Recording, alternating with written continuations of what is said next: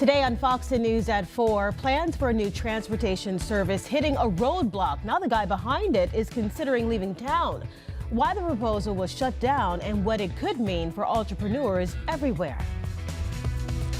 Plus, the House passing a funding bill to end the government shutdown, but it was a close vote, and it's only a temporary solution. We'll explain what this patch means for you. On this vote, the yeas are 2. And after a beautiful and pleasant day today, rain moves in tonight. We'll check the chances in your forecast. First on the Gulf Coast with breaking news and weather. Fox 10 News starts now. Well, hey there, and thank you for looking in. It's Tuesday. I'm Shelby Myers. I'm Lenise Lagan, and welcome to Fox 10 News at 4. We're going to start today with breaking news. The House approving a funding package on bringing the partial government shutdown to an end. The vote was 217 to 214. 21 Republicans and 193 Democrats voted no. And so the bill is going to fund a vast majority of the government for the budget year ending September 30th. However, funding for the Department of Homeland Security will be short-term until February 13th. Lawmakers are still negotiating possible changes to the agency as criticism grows against immigration and customs enforcement. The bill now heads to the president's desk for Trump to sign and formally end the shutdown, which began Saturday. All right, we are switching from politics to the forecast. The House may have cleared a funding bill, and it looks like the skies, they're clearing up for us too. Yeah, the weather is certainly better. Not nearly as cool as actually pleasant outside. Let's get your forecast with our chief meteorologist, Jason Smith. You know, guys, as I was coming in, parked my car, got out, walking in, and a bee flew right into my car and it hung out on the dashboard. Spring? Is that you? So it's warm enough for that. Right. And I know the question is, did I leave it in there or get it out? Right. I don't know. I think you got it out. I think I might need your help, Jason. Oh. Jason to the rescue. Well, I can probably handle a bee. So the forecast does look to be a little different for us. I know it was beautiful out there today, but we do have some changes on the way. 67 degrees is our current temperature. Winds out of the south-southwest at 9. And we are looking at warm weather, but there are going to be some showers working into the picture for us as we head into tonight. And here's a look at that outlook. You can see the rain's going to start moving in as we get into the overnight hours tonight. Got a real good shot at rain tonight at 80%. So things will start happening with the showers. And here is our futurecast. Already some light showers possible to the north and west, but as we go through the afternoon, by 5 o'clock, still the rain kind of knocking on our doorstep a little bit. I think we'll be rain free for the early evening in Mobile. You can see the clouds increasing, showers for the inland areas by 7 p.m. And then overnight tonight, the rain begins to spread in. That's 9 o'clock right there on the futurecast. And you can see the showers starting to develop, and they'll continue to track across our area tonight and through tomorrow morning at daybreak or just before 5 a.m. Showers could pick up a quick half-inch, maybe 3/4 of an inch of rain in a few spots. That rain's going to be over towards Pensacola by 7 a.m. and we still could have some wet streets for that morning drive tomorrow. So get ready. Rain is on the way for the Gulf Coast, but behind it, the air will be a little bit cooler for a couple of days. Then we rebound and see more pleasant weather. I'll have your Mardi Gras forecast coming up. All right, thank you, Jason. Mobile City Council members shut down a plan for a new golf cart transportation service. Jim Walker proposed the service using golf carts similar to what Mob City Rides does, but he did not get a single vote from the council. Fox 10's Brendan Kirby has more on this. All right, Brendan, talk about it. Well, Lenise and Shelby, council members didn't say anything before voting, but the owner of Mob City Rides told council members last week that there simply isn't enough business to support two companies. Jim Walker says that he spent about $70,000 to buy surplus golf carts from the Dallas Cowboys, which would use the vehicles in the stadium's parking lot. Walker says that Zed LLC was a way to revive a trolley service that his family ran a couple decades ago during Art Walk. Mobile City Council member Ben Reynolds says his objection had nothing to do with competition for Mob City Rides. Instead, he says that he was troubled by Walker's plan to hire ex-felons. What happens when something negative happens in the city? Who are they going to be looking at? They're going to be looking at us saying, hey, hold on, you let these folks come out here and operate. It's just the same thing they always do. I was just going to hire nonviolent people that have made a mistake. I mean, this system's so loaded. I mean, the state of Alabama just crucifies everybody. Under the law, Walker needed what's known as a certificate of public convenience. Asked if he plans to try again down the road, Walker says he's thinking of moving away from Mobile. Reporting live in the News Center, Brendan Kirby, Fox 10 News. All right, Brendan, thank you. Democrats continue to push back on a bill that would make the death penalty an option for certain child sex abuse crimes. Today, it passed the Senate Judiciary Committee, and it is well on its way to the full Senate chamber. Alabama political correspondent Jessica Umbro is joining us live outside the State House. Jessica, why is this bill such a sticking point for both parties? Well, there is some disagreement from some Democrats and Republicans on what is considered to be the harshest punishment for these convicted child sex abusers. Now, Republicans have been really insistent, saying that the death penalty is what's warranted here, but some Democrats have said they feel that life without parole is the option that would really be the harshest, and they really are persistent on that. Right now, the charges of rape and sodomy in the first degree are Class A felonies. That means that they have a minimum sentence of 10 years in prison. House Bill 41 would do two things. First, it would give the option of the death penalty as punishment for these crimes. It's not mandatory, but it would also set a minimum 30 years in prison for those who are convicted of first-degree rape, sodomy, or sexual torture who are sentenced to life in prison. That's before they have any type of opportunity to get out. See, I am pro-life for every human being, no matter what the circumstances, and I happen to think that the worst penalty is to let them sit there in that jail and rot. We are very excited about the progress of this bill. I hope it continues to move forward at this pace. Based on the issues that happened within my district, I will be committed to helping move this bill forward any way that I need to.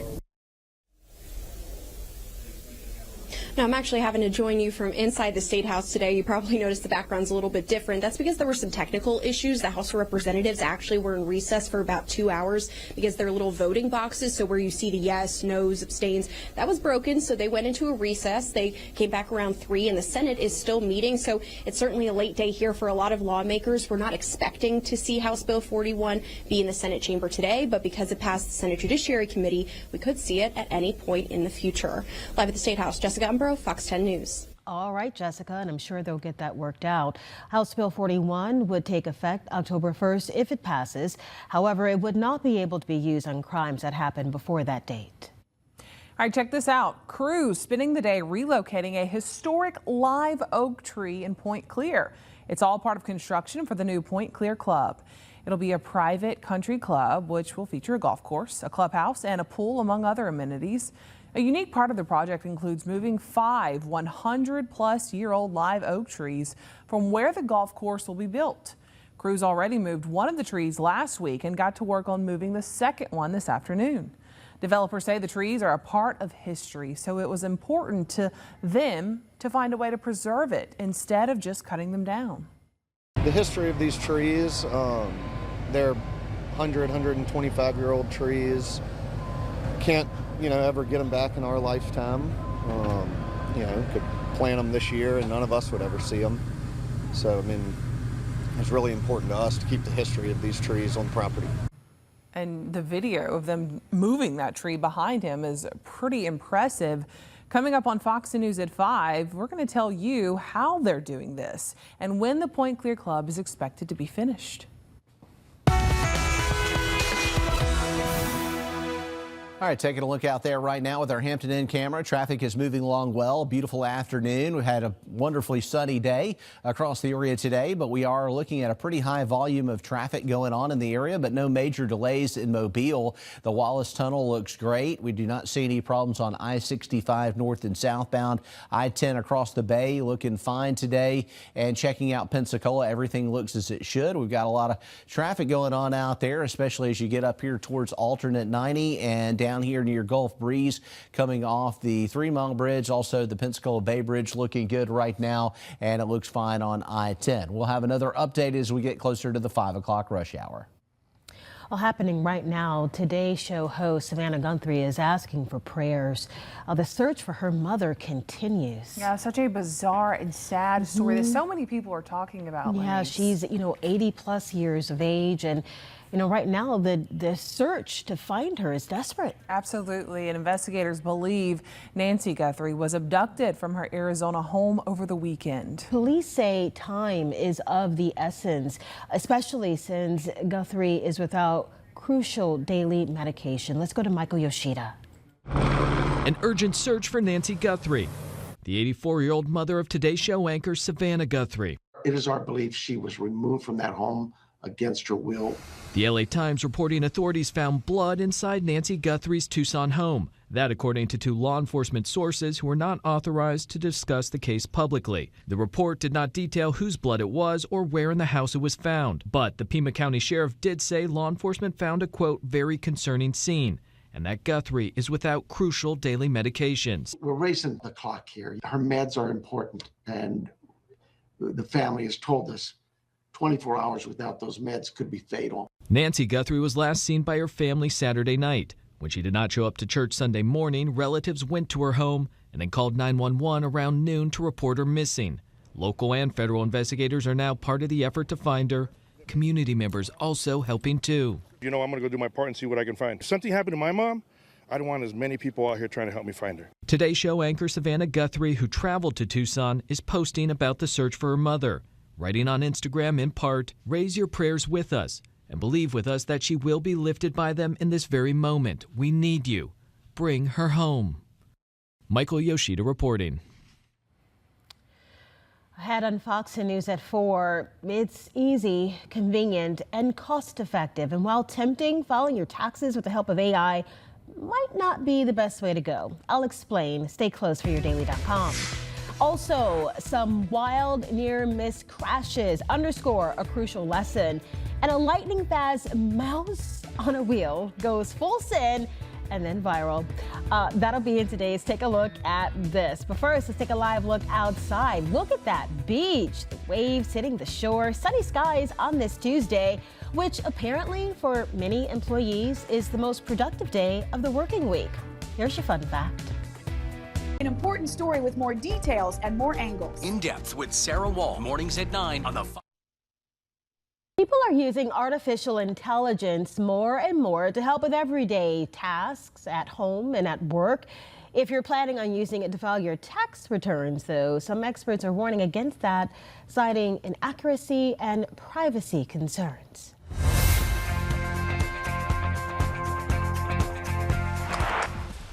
The 2026 tax filing season is here and open. Some people might be debating whether they should use artificial intelligence to help file those taxes. If you've got recipes you want, you can get them way, way faster in Copilot or in ChatGPT.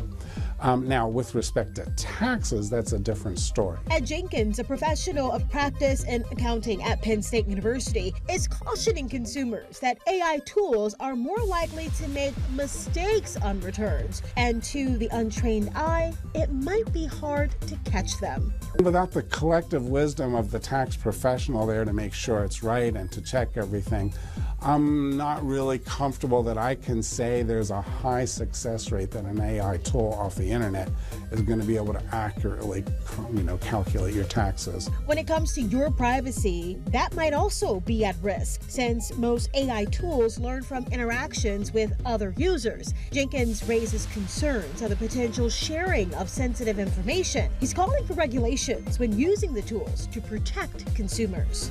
If we don't know what information the tool is sharing or learning about you, then we don't know whether or not your privacy and confidentiality is being respected in accordance with the law. And if you're looking for some old-fashioned help, online tax prep softwares, including those through the IRS, can guide you for free. And keep in mind, there are all types of online options, from TurboTax to H&R Block, Cash App, when it comes to filing your taxes. Most of them are free, but they don't offer expert help unless you pay extra.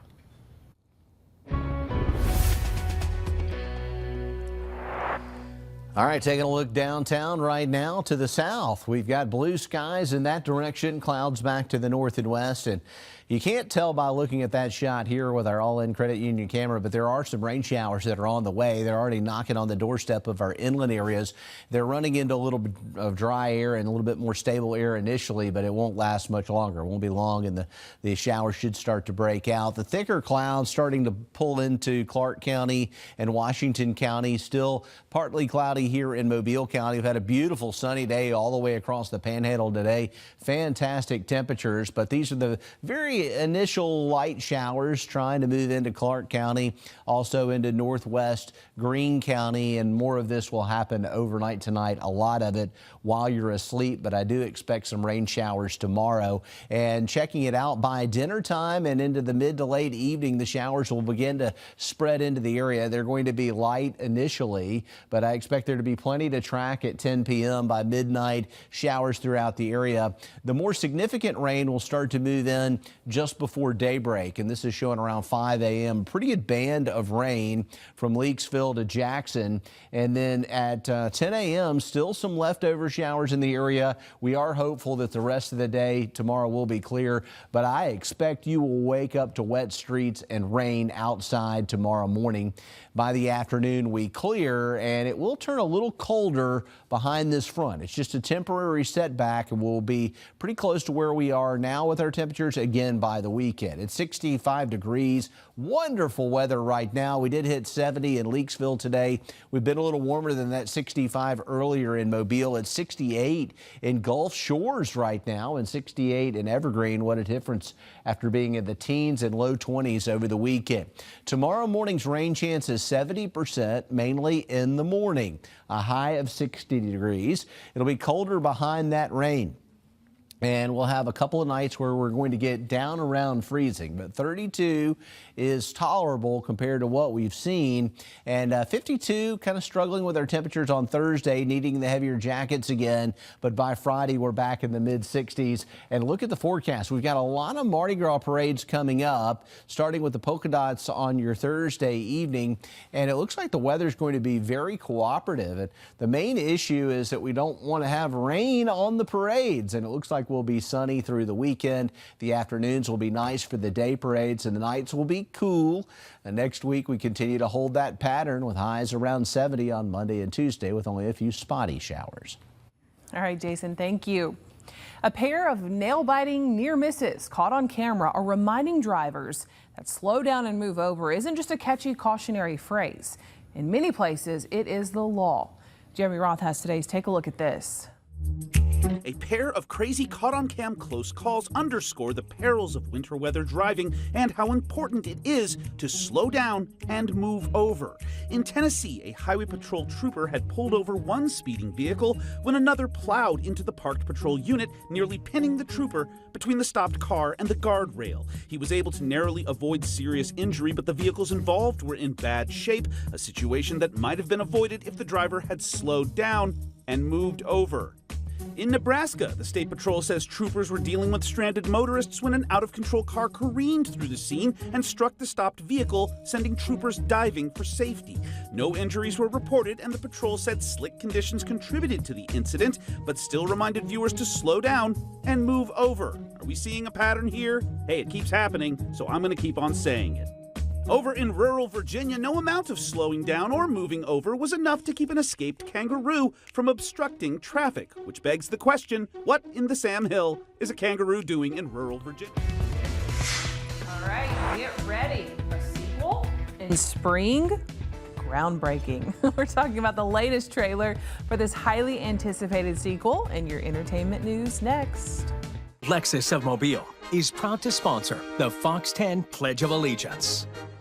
I pledge allegiance to the flag of the United States of America and to the republic for which it stands, one nation, under God, indivisible, for liberty and justice for all. The Fox 10 Pledge of Allegiance, sponsored by Lexus.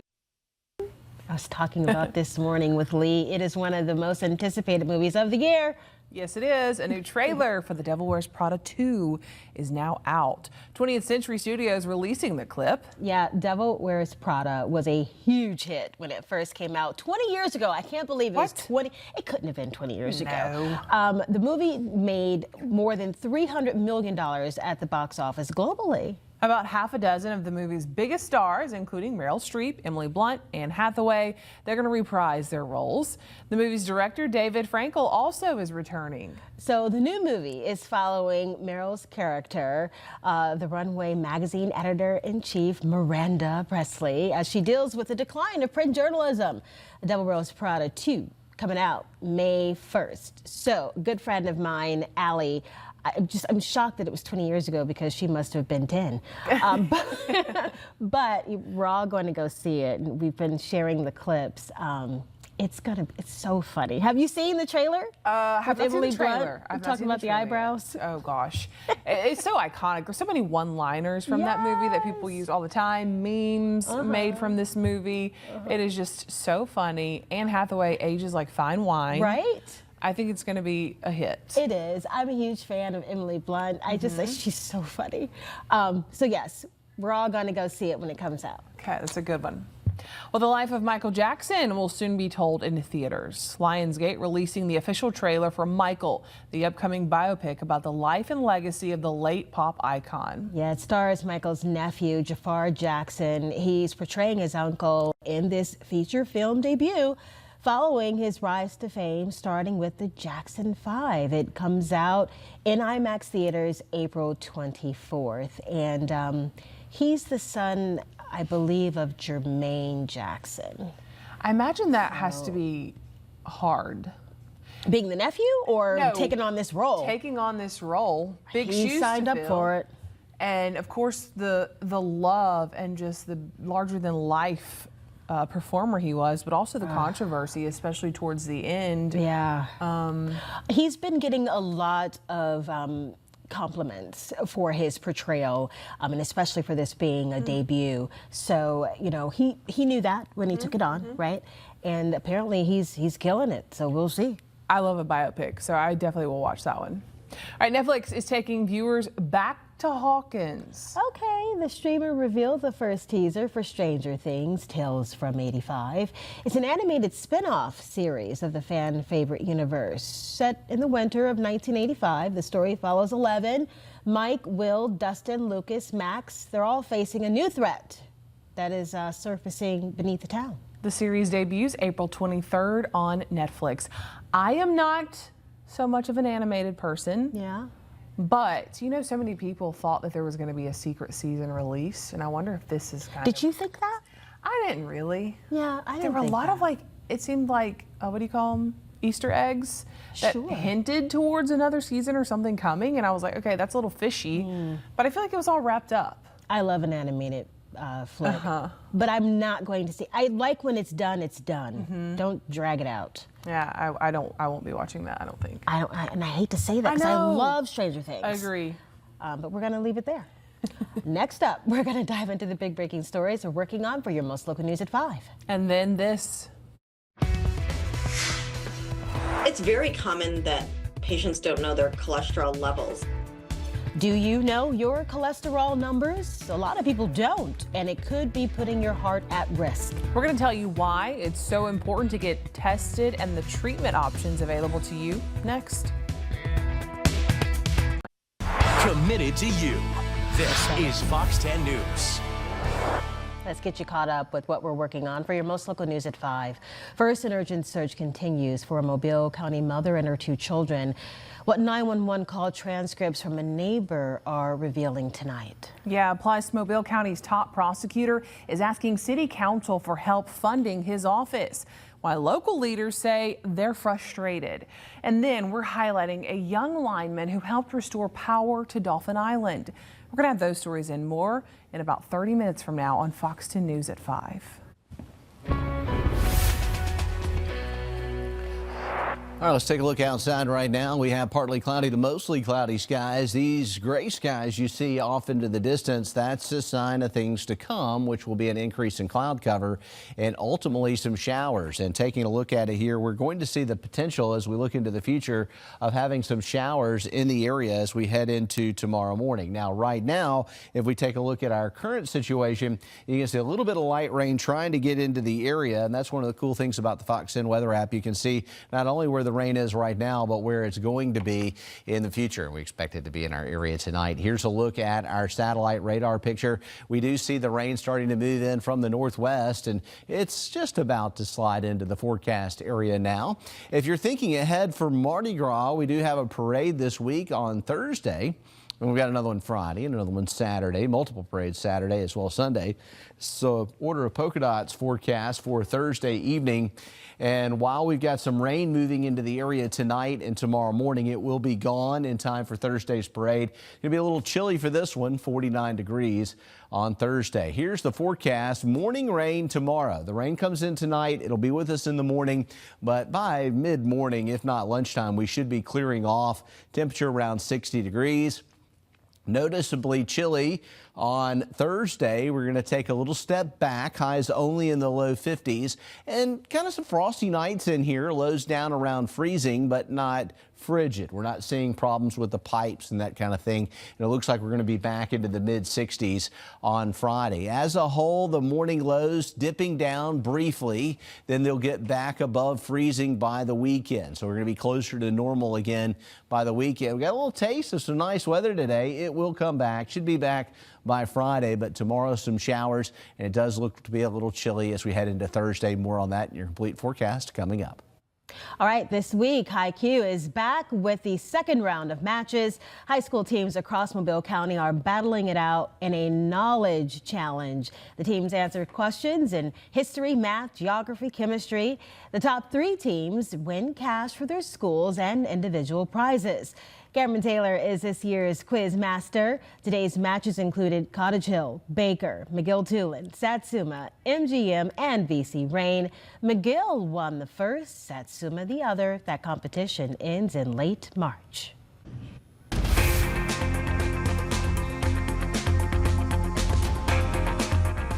Well, according to NerdWallet, 39% of Americans do not feel confident in their financial ability to withstand a loss of income in 2026. In this Watching Your Wallet, consumer investigator Rachel DePompa takes a look at the job market and what families can do to be ready just in case. The latest data indicates a job market that is not only unfriendly to people who are without jobs and looking for work, but also to people who would otherwise upgrade their current position. This is according to Elizabeth Renter, a senior economist with NerdWallet. When we look at the data and see a labor market that is welcoming to workers, we see one where hiring rates and quits rates are high because there's a lot of turnover. It's fairly easy for people to find new work, to upgrade their current role to one that's a better match, has better pay, better benefits, but that isn't the case right now. She says hiring is very lackluster and people are staying in their current jobs because they know the environment is unfriendly. Renter says when people are also worried about losing a job, it points to a lack of household financial resilience, meaning your ability to withstand unexpected job loss or bills. If this is you, she says, focus on your access to emergency savings and credit. Always look to bolstering your emergency fund in times of uncertainty. So experts recommend you have 3 to 6 months of living expenses set aside. That's a very tall order for most people, right? But start small. Don't be afraid to start small. Set a goal for a couple $100 and then $500 and then up it to $1,000. She says building a substantial emergency fund can take years, and that's okay as long as you're making progress along the way. She also says pay down high interest debt, make a plan to get rid of it, and stop putting new expenses on the card you're trying to pay off. With this Watching Your Wallet, I'm Rachel DePompa. February is Heart Disease Awareness Month, and this next story is speaking to the guys out there. There's a new study revealing men's heart disease risk starts to go up years earlier than women. It starts in their mid-30s. Researchers found a gender gap emerges at age 35. Men reached the 5% mark for cardiovascular disease nearly 7 years earlier than women. Experts advise men and women to monitor their heart health in young adulthood. Regular doctor visits for those blood pressure checks, your cholesterol check too, that is all recommended.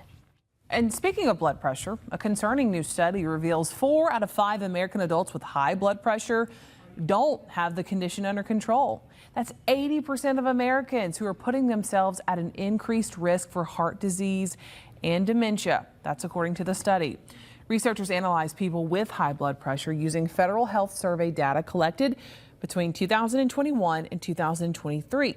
They specifically looked at people whose blood pressure was lower than 130 systolic and 80 diastolic, which is the treatment goal set by the American Heart Association and the American College of Cardiology.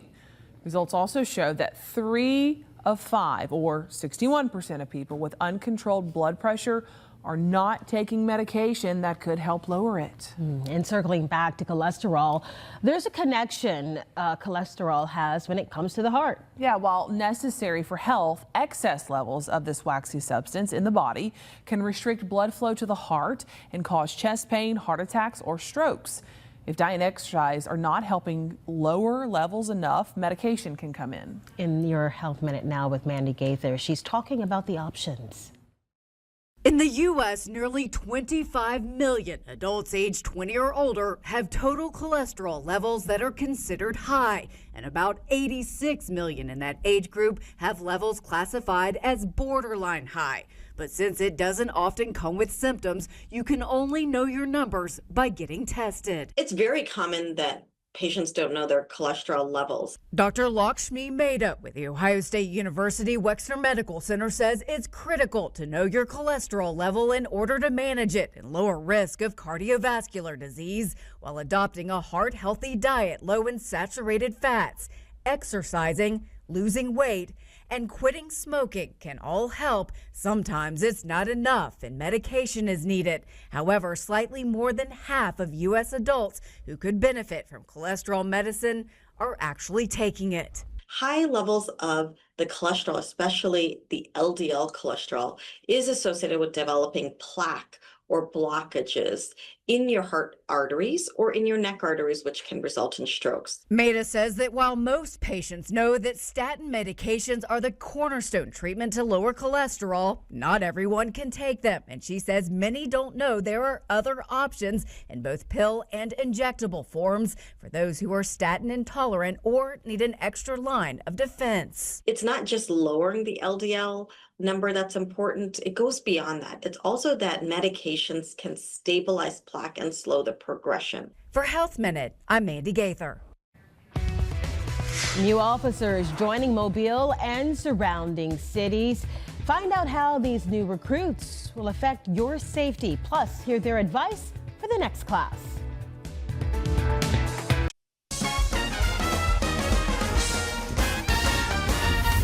All right, the 2026 Mardi Gras season continues in downtown Mobile. The fun is going to pick back up Thursday night with the Order of Polka Dots at 6:30. And then on Friday, Order of Inca and Order of Chaos are going to entertain revelers at 6:30 p.m. In Baldwin County, Apollo's Mystic Ladies will roll at 6:45 in Daphne on Friday. All right, and Shelby, you know what these parking signs mean, that yellow and gold and purple color there. No parking. Those restrictions are in effect 2 hours before, during, and after every parade. Even though additional parking has been added along Spring Hill Avenue between North Broad and North Washington Avenue.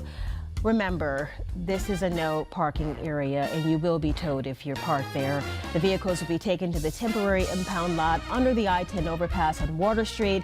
That lot closes at 10 p.m. every parade night. And when that happens, the vehicles are moved to the permanent impound lot on Virginia Street. Well, keep in mind, you at home, wherever you are, can keep up with all things Mardi Gras with the free Fox 10 Float Tracker app. It'll let you know where the start of the parade is at any time. You'll also find parade routes, a schedule, and weather forecast. The Fox 10 Float Tracker app is available right now. Go ahead and download it. You can find it in the Apple app and Google Play stores.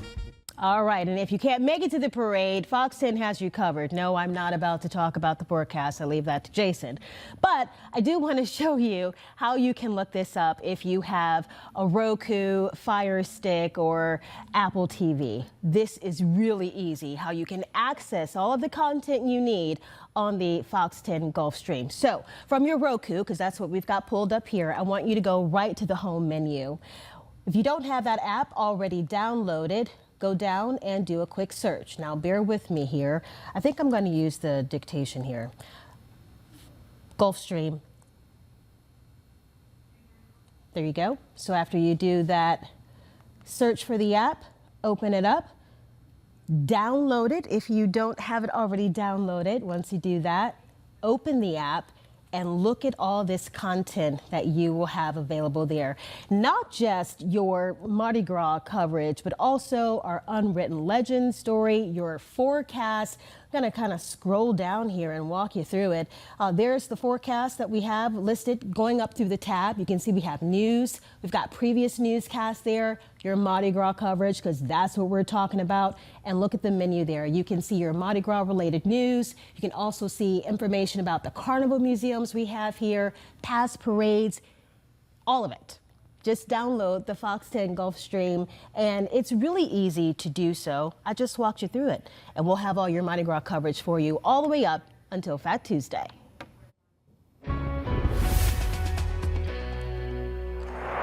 Wow, that really was easy. Thanks, Lenise. Here's what we're seeing as we take a look at the satellite radar picture here. You can see the showers back into Mississippi. This is all heading our way, so we will have some rain around possibly by mid to late evening, even in Mobile and in Pensacola. To the north and west, we're already seeing a few sprinkles out there presently. So light showers already starting to break out in northern Clark County, northern Washington County.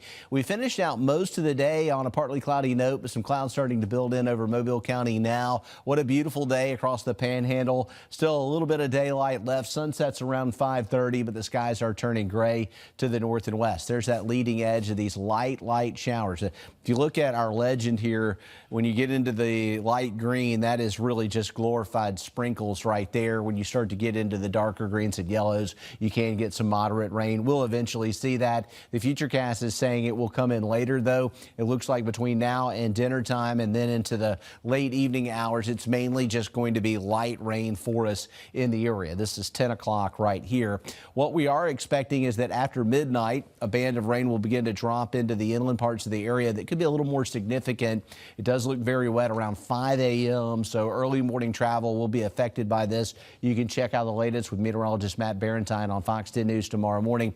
That rain kicks out to the east, and as we get into the mid-morning hours, we will start to see the rain breaking up. We should clear in the afternoon tomorrow.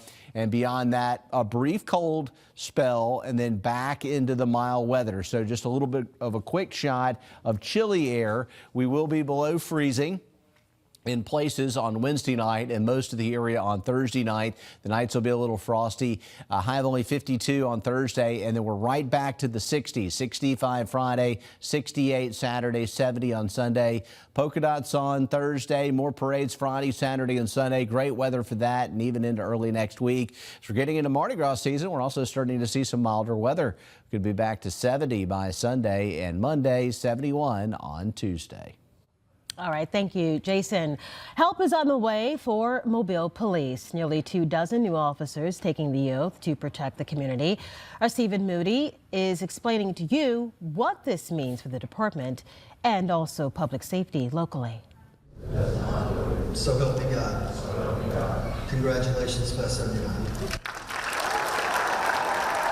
And with that, the city of Mobile and other cities in our area now have more than 20 new officers protecting the streets. They've spent 14 weeks training for everything from traffic stops to active shooter situations. And today was a celebration of their accomplishments. This really helps us in our staffing. You know, as we sit right now walking out the door, we'll be sitting at 499. We have another class starting in March. Hopefully we're going to roll 20 to 22 in that one. And so things are looking positive for us as far as our recruiting and our retention. Mobile PD says these officers will help fully staff patrol shifts, meaning faster response times when you call 911. 13 other recruits will join departments across the area, including Foley, Loxley, Summerdale, Citronelle, Saraland, Pritchard, and the Mobile County Sheriff's Office. And they're all excited about the journey. Really, I was like, finally I'm here. That's all. We did all these burpees and all the exercises and training.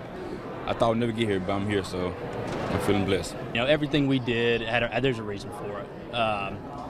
All the burpees, you know, all the running, all the lessons, all the classroom stuff, it's all for a reason. And just having to buy into a system and really getting to know it is something I'm glad we got to go through as a group. Oh, everything. It's lovely. Yeah, so it's like a family. I'd say acting as one, not just individualism, but as a unit. And as the next recruitment class gets ready to start next month, these new officers have some advice. Just keep chugging. It's a long process. It's stressful. It's exhausting, but it's rewarding. Stephen Moody, Fox 10 News. Have you ever wondered what it takes to keep underwater worlds at the aquarium and zoo clean? A lot of work. It involves a team of dedicated divers for sure. In Oregon, you can now chat with those workers in real time. Check it out. Welcome to the Oregon Zoo.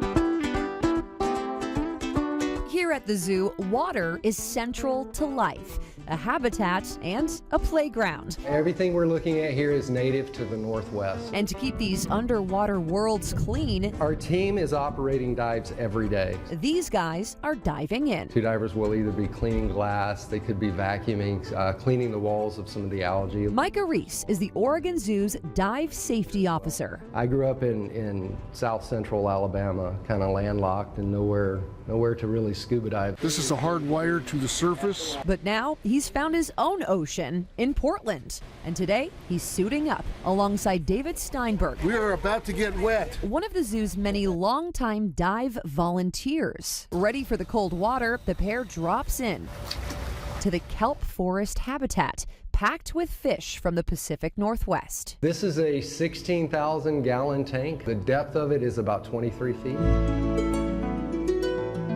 Be doing your work, and then if you look to your right, you will have a rockfish usually staring at you or observing you and watching. They're very curious. They're much like cats. And today we're all tuning in as the divers test out a brand new way to talk with visitors from underwater. David, can you hear me? Yes, I can. Thanks to a generous donation from David, this is the first interpretive dive where I can talk to the public. The zoo now has a communication system that lets divers speak with guests. Hi. Hi there. Turning silent observation Look at that orange fish. into conversation. The orange one is a rockfish. How many fish in there? 30 or more. I had an idea about utilizing underwater communication systems, and that really super excited me for the ability to talk to the public like we're doing now. Hi. Hi there. What's your name? David. Hi, David. I am David too. And we can educate them and hopefully inspire the next generation of scuba divers and conservationists. Do you want to tell them your favorite animal? Giraffe. That's a fun one. We watch kids wave with wide-eyed wonder while mom settles the score in a silent game of rock, paper, scissors. How many dives have you done? This is my 501 dive. I get to go in the water basically every week. You don't know which tank you're going to be in until you get here. Even Nora the polar bear is intrigued. She's really into dive equipment, so anytime we have dive equipment, she's like ready to it looks like she's ready to go diving with us. From deep dives to underwater chats, we're heading up, Bonnie. This team cares for the creatures behind the glass, helping to share their world with ours. This is David and Micah signing off.